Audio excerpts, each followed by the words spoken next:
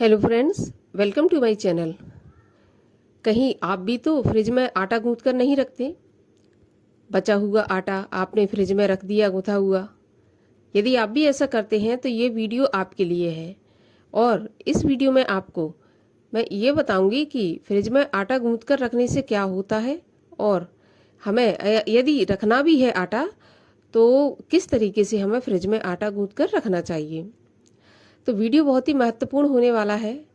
उम्मीद करती हूँ कि वीडियो को आप पूरा देखेंगी, खासकर मेरी बहनें जिनके लिए गूंथ कर आटा रखना एक मजबूरी भी हो गया है, क्योंकि कभी भी ये हर महिला जानती है कि खाना बनाते समय कभी भी वो फिक्स आटा नहीं गूंथ सकती। कभी कम ज़्यादा हो ही जाता है और समय उसके पास इतना होता नहीं है कि वो रोटियां सेक के रख सके, क्योंकि बासी रोटी खाना भी ठीक नहीं रहता। तो ये बहुत बड़ी एक समस्या है। और आपने सुना होगा कि कहा जाता है कि फ्रिज में आटा गूंथ कर रखने से हमारे घर में परेशानियां बढ़ती हैं, धन की कमी रहती है, बीमारियां बनी रहती हैं। तो ऐसा क्यों होता है? तो वीडियो में अंत तक बने रहिए।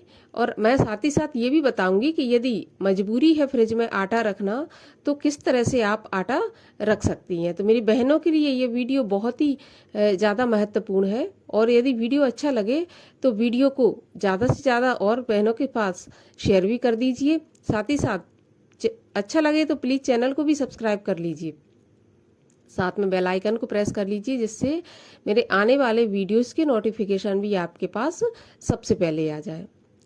तो आइए हम ये जानते हैं कि क्यों सब लोग ऐसा कहते हैं कि यदि हम फ्रिज में गूंथ कर आटा रखेंगे तो हमारे घर में परेशानियां बढ़ जाएंगी और घर में हमेशा धन की कमी और कलह कलेश बना रहेगा। तो इसका कारण ये है कि जब हम गूंथ कर आटा अपना फ्रिज में रखते हैं, बचा हुआ आटा फ्रिज में रखते हैं, तो वो एक पिंड का रूप धारण कर लेता है।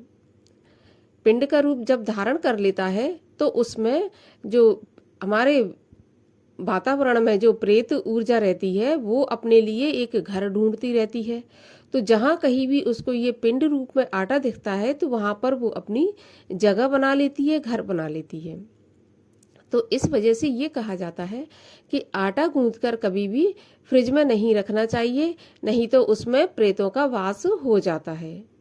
तो अब आपको ये पता चल गया होगा कि क्यों हमें फ्रिज में आटा गूंथ कर रखना नहीं चाहिए, क्यों सभी लोग ऐसा कहते हैं कि फ्रिज में आटा गूंथ कर रखने से परेशानियां बढ़ जाती हैं।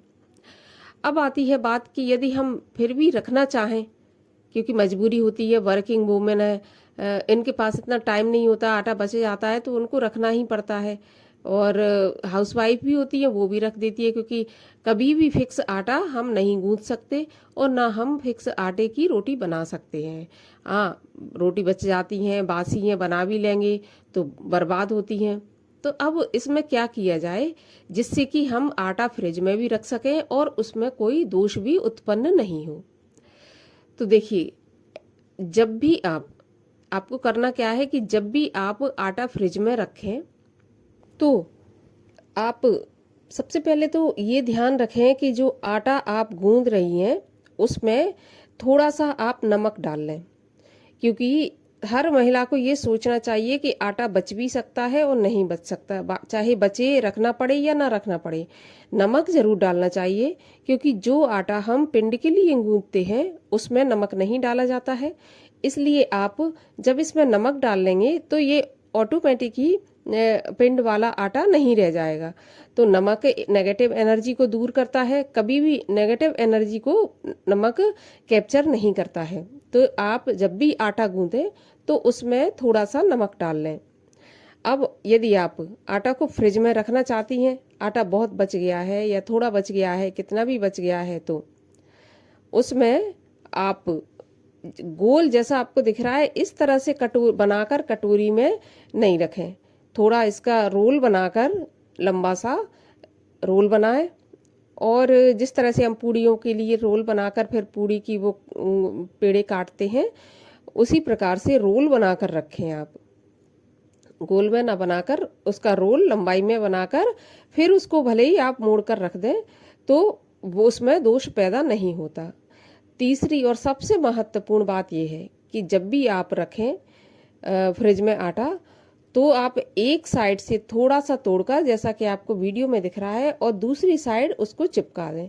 जैसे कि हम किसी भोग लगाते हैं, कहीं से थोड़ा सा उसको निकाल के और दूसरी तरफ चिपका दें, जिससे कि वो, अब ये ऐसा क्यों किया जाता है कि एक साइड से निकालकर दूसरी तरफ इस पे चिपकाया जाता है? इसका एक बहुत ही महत्वपूर्ण कारण है। ये जो होता है, ये हम हनुमान जी के जो पुत्र हैं मकरध्वज, उनका भोग लगाते हैं।